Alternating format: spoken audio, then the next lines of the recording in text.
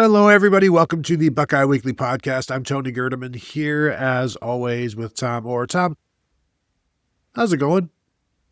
Hang on, Tony. I have to wait between 17 and 34 seconds to respond to you. Power pause beginning now. Actually, it was exactly 17 seconds of the recording. So you know what? I'm just going to we're going to move on. It's fine. It's let's just move on. I don't want to keep the people waiting. They're here for stupidity, and by gosh, we are going to give it to them. Plus, it was a rhetorical question. So welcome everybody to the Bold Predictions Show.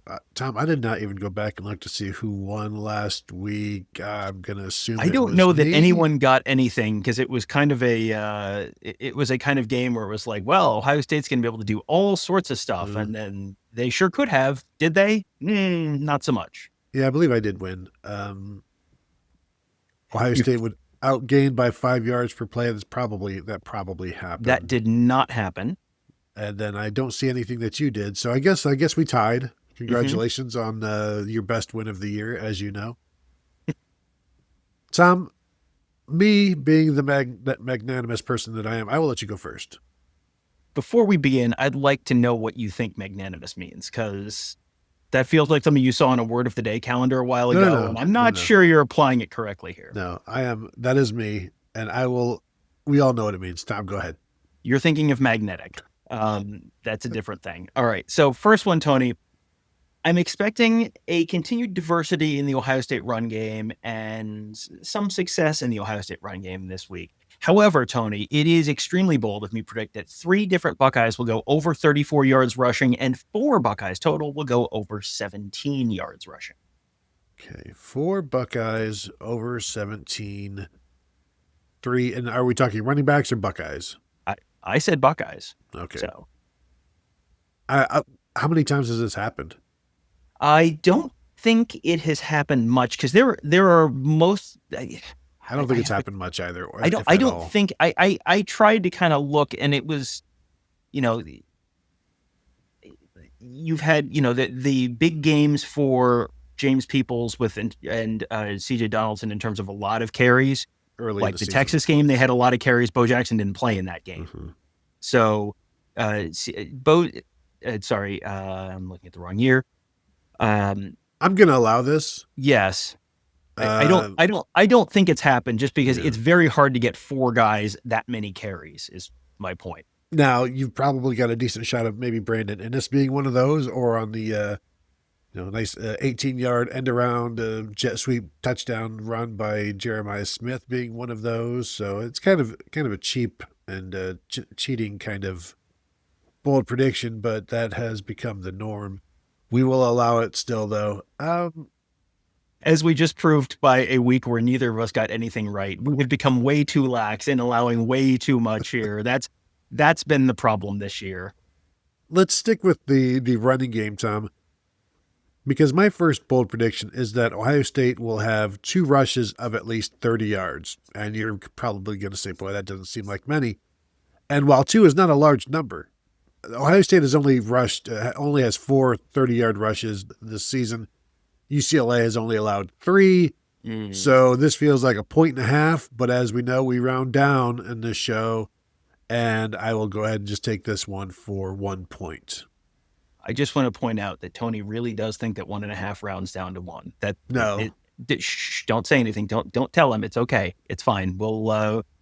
I will honor your rounding wishes and say that yes, because this is one where Ohio State hasn't done it a lot, and this is also not, UCLA has given up 17 of these this year. Like, no, this is a good one. I like that. I would love to have grounds to argue, but I really don't, based on that context. So there you go. Tony, you know what has happened only one time all season against FBS competition this year? For the entire college football world, or just Ohio State? Actually, the entire universe. Wow. I guess the answer is a lot of things, but one of them is that Lincoln Keinholz attempts a pass. However, he's going to attempt to pass this. I hope you're on a 2-shot on this, so you can just see the closing of the eyes that he just did, just the absolute look of resignation. But it's true. Only one attempted pass against any FBS competition this year. which is why, Tony, it will be so shocking when Ohio State runs a trick play that has Lincoln Keinholz throwing the ball. Will you consider it a trick play? I don't know, but it's only happened once all year, so that makes it a trick play to me. I honestly do not like this one. In fact, Tom, I'm surprised you didn't go with something that has not happened, has only happened once in the last 2 years, which is Lincoln Keinholz throwing a pass against FBS competition. I didn't want that one. I didn't want to make it a 2-pointer. I'm saving that for later. So, I do not like this one. He's thrown the one pass against Minnesota in a 42-3 game. Ryan Day keeps being pressed. Like, are you going to get Lincoln Keinholz an opportunity to throw the ball? And he's like, yeah, we would like to. Same. I'm searching for a way to not allow this one. There's no the fact that it hasn't happened in 2 years means it's really more like a 1.5-pointer, and as we all know, that rounds up to 2. So if you'd like me to make this by 2-pointer, that's fine. It has happened. It has happened in he's just played the one time. Right, but it's happened in he's played in in 3 of the last 5-6 games. So in the last 3 games he's played in, he's thrown the ball once. So he throws the ball a third of the time he's in the game. And we expect him to be in this game. So now we've established that 1/3 of the time is a bold prediction. 33% is a bold prediction now. You've moved it up from 25%, as we know, in past bold predictions this season. I wonder at what point is 50% going to be bold for you? Probably let's see what your next one is. The fact that I am yammering and do not like this one is because it's going to happen. It is a very likely thing to happen. UCLA is very bad, as we know. Ohio State, they need to get some throws for Lincoln. It's getting late in the season. The sun is lowering.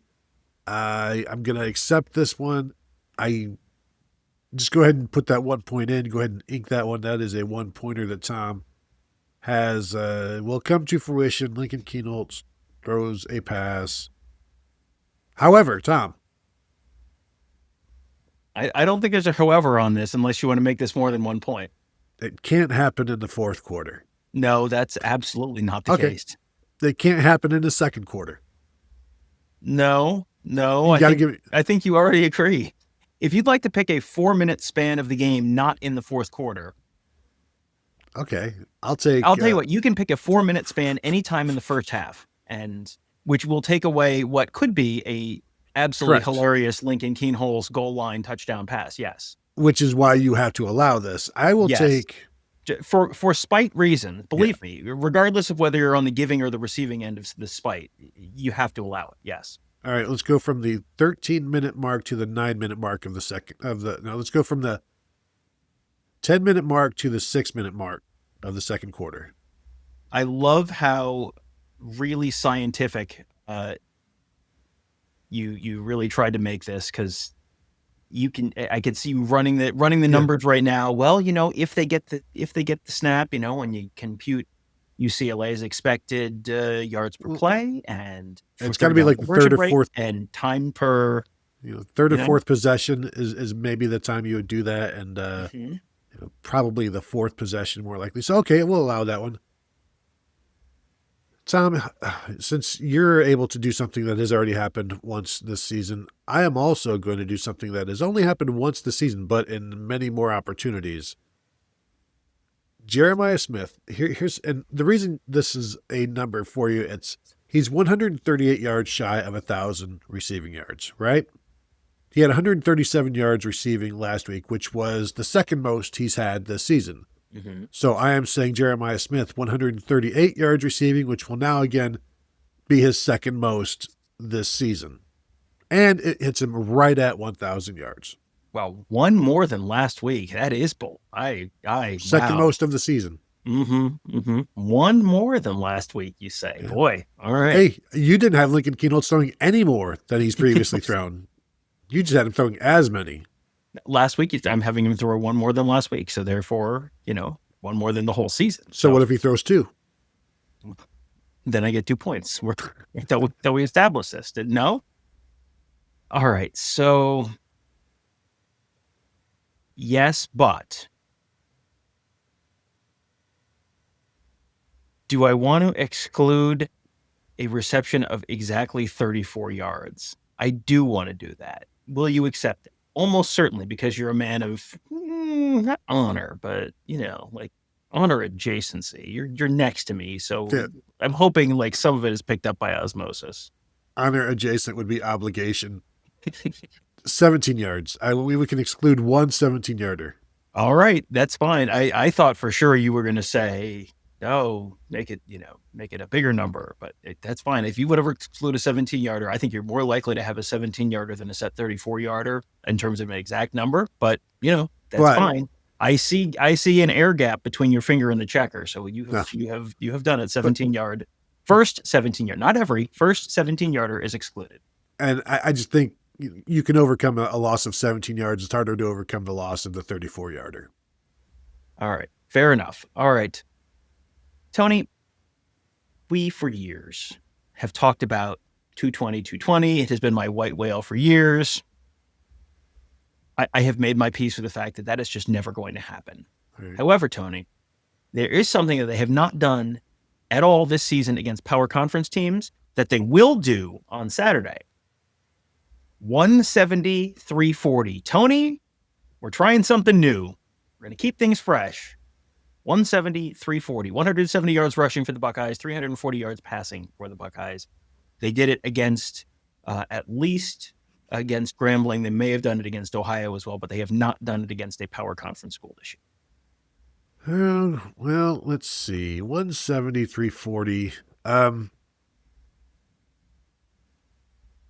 They've done that. They certainly they hit the 170 mark last week, and they hit the 340 mark against Minnesota. Didn't they hit the 170 mark exactly last week? Yeah. Yes. So I'm fine with this. We will allow this 170. I like that one because Tom, I'm a fisherman. I'm a whaler. You may wear the whaler's hats, but I am actually going after the white whale. I'm actually going after like Jaws, and you're all of the fishermen on Amity Island, where you're just like, well, this is a shark. I'm sure it ate all of those kids, and like I can look at it like, no, that's 170-340.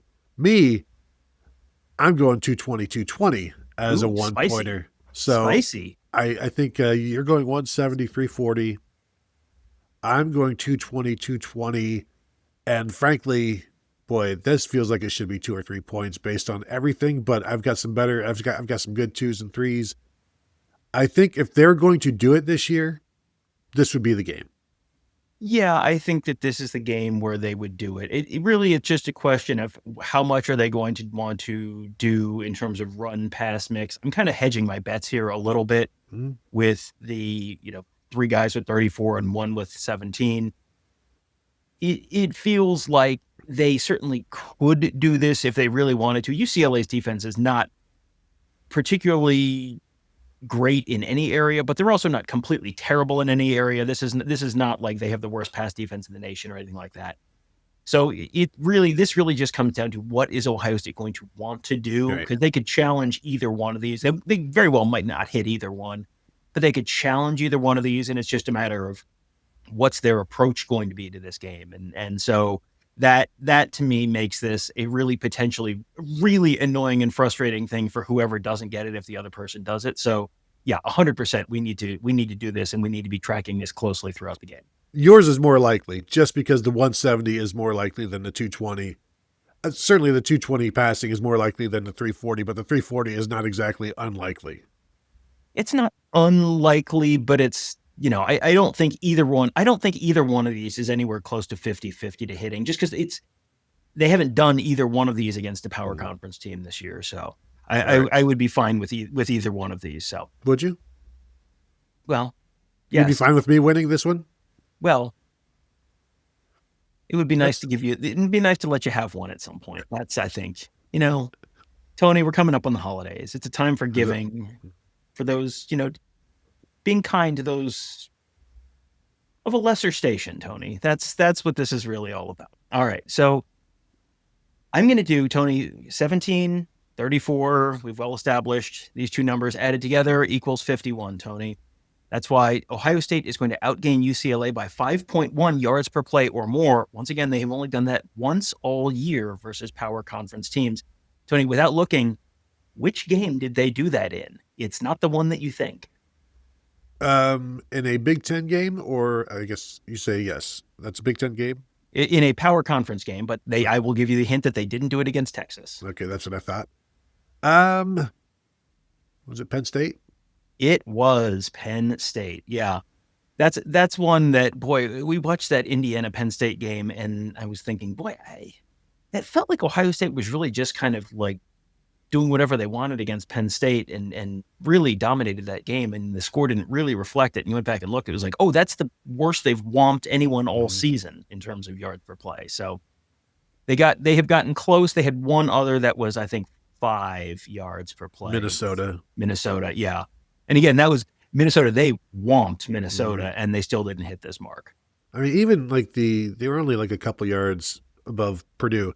I do like how you say like, we've established that 17 plus 34 equals 51. It's like we're Goodwill Hunting over here. Like you, me, Copernicus. Absolutely. All right. So we will allow that one. 5.1 yards per play more than the opponent, which we've established is UCLA.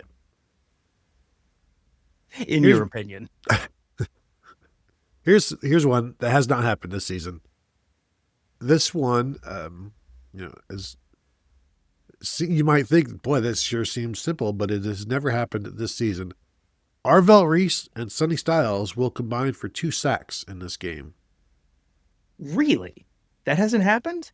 It has not happened because Arvell Reese has not had 2 sacks in the game, and Sonny Styles does not yet have any sacks. Interesting. That doesn't feel right. That doesn't, right? This is all wrong. Spiritually, this is absolutely not bold at all. But man, this is one of these tip your cap for the research bold predictions where it's like, man, you have you found the secret way into the bank vault and are just helping yourself to as much money as you want to, and I kind of have to go, well, yeah, I'm here like, what do you want me to do?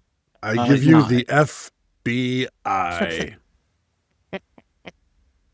Yeah, this is definitely I should just hand over the bearer bonds to you right now because this is definitely 1 point worth of bearer bonds for sure.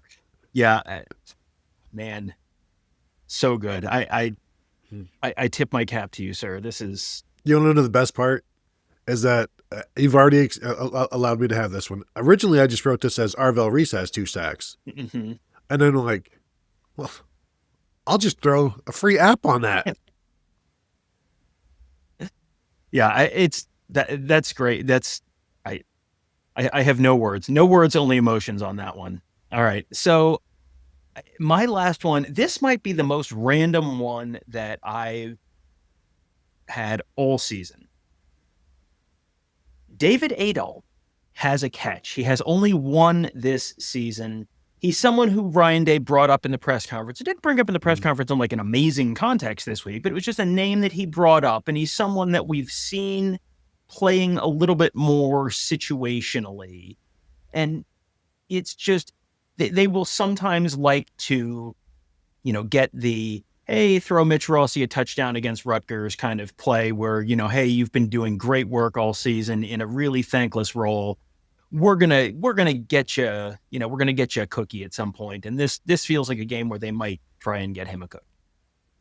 Are you saying he's going to score a touchdown? I'm saying he's going to have a reception, Tony. Okay, right. Only happened once all year, and as we've established, actually, David Adolph and Sonny Styles combined for at least one reception. Fair.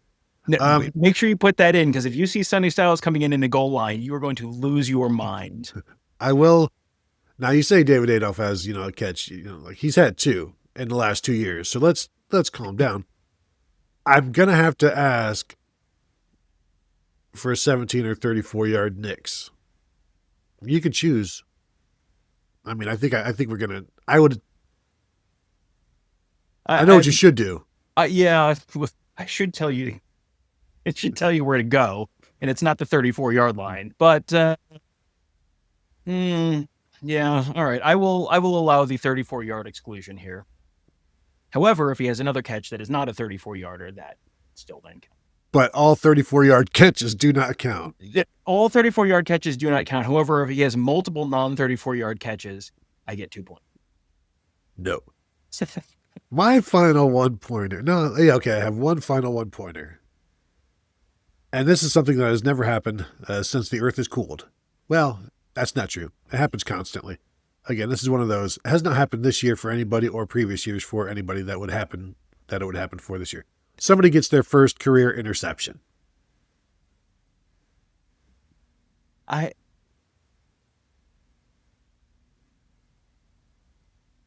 Okay. I need to take a moment to try and recover from whatever that was. Whatever that windup was, I need to take a moment to look at who has had interceptions. Yes. Interceptions. Okay, so interceptions this year: Caleb Downs, Jermaine Matthews, Sonny Styles, Peyton Pierce. But first career. Yeah. Okay, so that would be like Jalen McClain. Yeah. Devin Sanchez would be like the top two guys that I'm thinking of. Does Lorenzo Styles have an interception? I think he does. He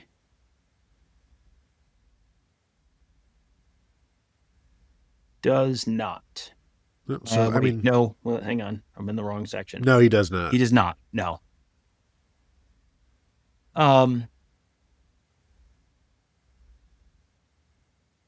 May I exclude one person? I prefer that you did not, but I'm sure that you would prefer. The spirit of the game is that the people want to see many, many clauses and possibilities within each of our bold predictions. So if you would like to exclude one, I get right of first refusal. I get a veto. But you go get ahead. One veto. Right. Okay. Now I've got to decide, do I want to do this is like using the pickoff move in baseball now, where I know I only have, do I want to use it right now, or do I want to say whatever I say first, he's going to say veto, and then I get my secret number one later. So, well, Tony, with that in mind, I'm going to say Jalen McClain. Your thoughts? That's the one that I wanted to keep, so I'm going to have to veto that one. Like a sucker. All right. He's due. Now, if you were to ask me to pick the two guys that I would want to keep in this one, Tom, and why would I tell you that? You know the two that I'm looking for here, because Lorenzo Styles and Will Kazmarek. Agree. Yeah. All right, but yeah, go ahead and take away Devin Sanchez if you must.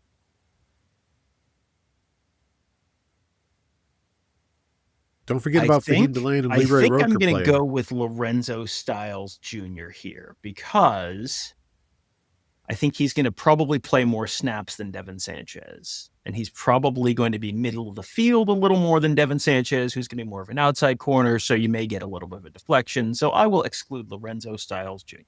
You know, here's an interesting point about why that is a very interesting and one that's going to just be notable.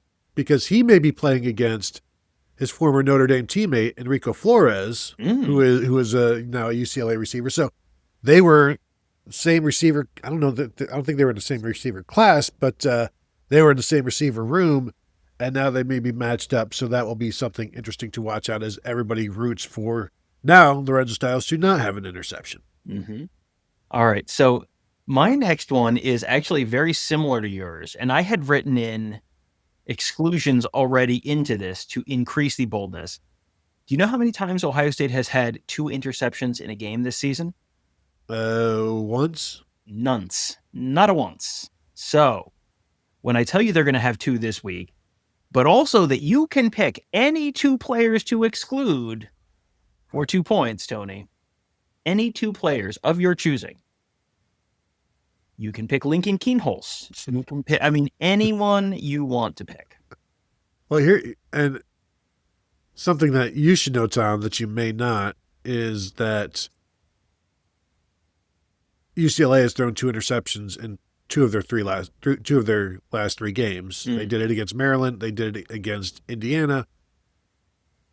So they should do it against Ohio State the way things have gone for them. They did not do it against Nebraska because, for whatever reason, Nebraska chose not to intercept a couple of passes. So I get to pick 2 players to exclude from this interception list? Yes, and if one of these guys has 2 interceptions, they both count. Or they both are no good, to be clear. Sorry, I'm just had to kill a spider as fall down from the ceiling there. Yes, Tom, what 2 players? Now this, the fun thing is we put this back on each other, and then it becomes our fault when something happens. Mm-hmm. I'm definitely going to see, here's like, I'm definitely taking Jermaine Matthews, but then he just had an interception last week. So like, you used them all up? I don't think so, but you're going to pick somebody that just had an interception last week. Seems kind of foolish. Caleb Downs is probably due. Like the top 2 picks should be Caleb Downs and Jermaine Matthews. Mm-hmm. So but they're going to throw it IGB. And I'm just going to take the 2. Ooh, Tom, I don't like this. Let's, what the else important thing, Tony, got? is that you need to overthink this. That's, I think, the biggest piece of this that you're not really taking into account. You really got to overthink this. And then, of course, Sonny Styles already has an interception, so we can't throw him in there. I will go with Jermaine Matthews and Caleb Downs. Tony, do you know the last time Ohio State had 2 interceptions in one football game? When? I will give you a hint. It is a game that they did not win. Oh, Michigan. Last year, yeah. So if you want to exclude a defensive end here, you certainly could. It would be well within your rights to exclude a defensive end. This is a 2-pointer? This is it. Try and keep up, yes. Yeah, no, it's like this doesn't feel like a 2-pointer. Well, how you excluded 2 people already, right? Jermaine Matthews, who was your other one? Caleb Downs. Yes, all right. Fine. Gruff. Grumble. Harumph. Okay, all right. My 2-pointer. Out of that guy. I did. I harumphed. Julian Sayin accounts for 6 touchdowns. That is my 2-pointer. Just going to come out swinging and, would like for the rain to hold off to make this happen. But Julian Sayin accounts for 6 touchdowns in over the course of the games. This is not a CJ Stroud 6 touchdowns against Michigan State first half. Could be, but this is an opportunity for Ohio State to silence the Fernando mania that was going on. So I'm going to say 6 touchdowns. And that's, I think that's a perfectly reasonable one. I had 5 touchdowns last week, which he's still never done. So for 6, 2 points, absolutely. Now I'm kind of wondering if I should pick 7 touchdowns for 3 points. Man. I mean, or you could go 7 touchdowns for 3 points and really run this. I mean, there's a way that you really run the score up. That's a good one. Man, now I'm trying to decide between my 3-pointer and that 3-pointer. What? Because, man, I love mine. And if mine hits, it will be everyone in the stadium will stand up and cheer if my 3-pointer hits. Oh, really? Yes. It might be the same as mine the way you're talking. Well, if yours is that Julian Sayin will have a resieving touchdown, then. Oh. Yeah. Yeah. Man, I've made you make all the good faces today. I made you make the face of resignation earlier. I made you make the, oh, that's so good face. Yeah. What do you call it? Like the Julie special? No, it's like you can't go with a Philly. You've got to attach something Ohio State or Julian Sayin to it. So it's like the Julie special or the brute. I don't know. There's nothing good, but you can't go Philly. Like it's just. But the Camps Ohio special. Is that what you're going with? You're going with Julian Sayin touchdown reception? Yes, I'm going with Julian Sayin touchdown reception for 3 points. Tony, I have not gone back and looked, but I assume this has not happened this year. Feels like something we would remember. Oh, no, I just got spiders all over me, Tom. I got spiders. Man, when I've got you feeling spiders on the back of your neck, I'm really knocking it out of the park. When is the last time an Ohio State quarterback caught a touchdown pass? The last time I can think of is Terrell Pryor in the Fiesta Bowl. But before that, like Tommy Hoying, except he had moved to tight end by that point. That doesn't really count. Yeah. So boy, and the terrible thing is it feels like he's due. This is going to happen. This is a kind of thing where you're now at the point of the season where you can just sort of do something like this, where you're up 28 points, and on College Football Final they're going to show 2 plays from this game, and one of them is going to be Julian Sayin throwing it 72 yards to whoever, and then the other one is going to be you have Isaiah West take the handoff and he throws it, and then it is a literal Philly special. There you go. We've solved the problem. It's going to be worse is when Ohio State goes out there with 2 quarterbacks. And Lincoln Keinholz throws a touchdown? Mm-hmm. Yes. No. The word worse and better are actually antonyms, not synonyms. We'll get you a dictionary for Christmas. So we'll allow this one, even though but. No. Unless you're going to say if it's from the 17-yard line, it counts for 6. No. It can't be from 51 yards. It can't be from the 51-yard line. There. Okay, that's fine. Listen, if they start playing Canadian football, Ohio State records a rouge. 3 points. By God, that's Neil Young's music. All right. My 3-pointer, which is actually not nearly as good. Yes. No, it's even more unlikely than yours, I believe, even though it has happened more recently than never, since the 2010 or whatever. A special teams touchdown for the Buckeyes. All right. When was the last time it actually happened? They had a blocked punt. Was that for a touchdown against Indiana in 2023? Let me go find Ohio State scorers. They haven't had a kickoff return for a touchdown of course, it was the punt return touchdown for Caleb Downs last year. Yeah, that's like the most recent. Yeah. Which would have been a 3-pointer at that point as well. Yes, well, at that point, and he also does not return punts. So yes, and we know who does 10 years at that point. Yeah. I'm going to take one moment to look up the SP Plus rating for UCLA's special teams, and we will just see. Pretty good. It's pretty good.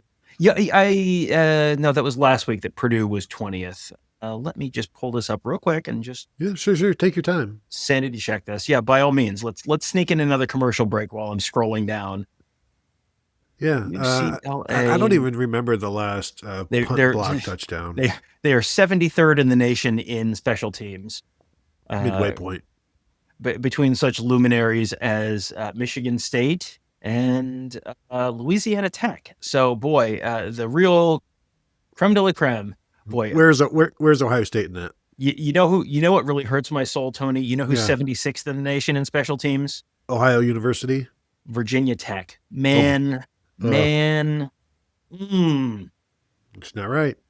Only 90s kids will know. Ohio State 59th in SP Plus in special teams. It's an even fight, fair fight. Yeah. And Ohio State is substantially better in special teams after last week because they made a couple long field goals that bumped them up probably about 20 spots or so. Yeah, this is not one I'm really going to fight you on, other than to say that it cannot be on a blocked punt. You're crazy. That's how it's going to happen. No, I need the block punt. I will give you a... Cannot be on a blocked placement. No, I need that one. I'll give you an 85-yard kickoff return. It cannot be an 85-yard kickoff return or longer? No, 80. I'm going with the 51 plus 34. How benevolent 84, of you. Yeah. Look that up. It's right next to sarcasm. No, I need an exclusion here. Blocked field goal, blocked You can punt. choose a player.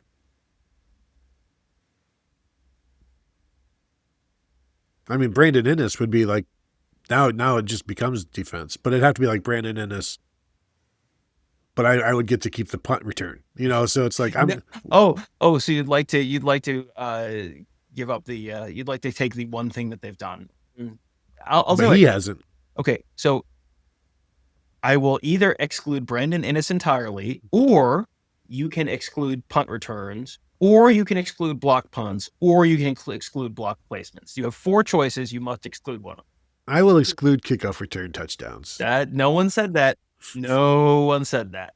Think about how funny it will be if they do return a kickoff now. Or that's the only thing I didn't exclude. I think they're more likely to return a punt for a touchdown than block a placement for a touchdown. So I will take that one. You, sir, are not thinking about the scenario where the coaches are screwing it up. And that is certainly something we have seen in this very stadium at points in the past. But all right, so no blocked placements. Okay. And placements, just to define our terms, are PATs and field goals. I'm not defining from you. I'm just explaining because that's sort of a weird way to frame it, but I'm just trying to... Actually, technically, a blocked PAT would be a point. So we're only talking blocked field goals. Really blocked field goals.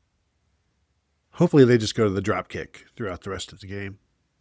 All right. So now, Tom, please, the bonus. UCLA quarterback Nico Iamaleava, of course, played here with Tennessee last year. Famously cracked 2 helmets.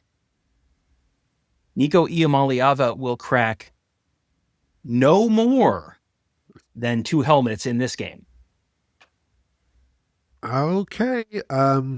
You'll be down on the sideline, so I'll need you to confirm if that does not happen. Mm-hmm. Do you promise? It's not a crack. It's just a little split. That's not just a fissure. Yeah, if you can't see it on TV, it doesn't count. Right. Yeah, for sure. Okay. All right. Here's mine for you, and we can both be able to monitor for this. There will be a positive rush in the third quarter. I don't want to say which team. Mm-hmm. So there you go. Yeah. Can I exclude? Yeah. Can I exclude a couple minutes? Can I, excluding 4 minutes and 30 seconds. No, 4 minutes and 34 seconds to 4 minutes and 17 seconds of the third quarter. Okay. Excluding that period. Fair. I'm not going to write that down, but feel free. But rest assured, like next Tuesday night, I'm going to wake up in the middle of the night thinking, what was that time span again? Did I just win bold predictions? That's definitely the kind of thing that will wake me up at like 3 a.m. So look forward to that. Well, trust me, if we're, after the game, we're looking and there's like, negative 17 yards rushing for each team, or it's like really low, we're going to have to go check and see when exactly did that rushing happen. So there you go. Great job, everybody involved, including most especially the people that have still stuck by us while we're doing this show. So if you're watching on YouTube, throw a thumbs up. We would appreciate that. And any 5-star rating and review on the audio side would be appreciated as well. So thank you all for tuning in and for staying tuned in. And we will talk to you all later.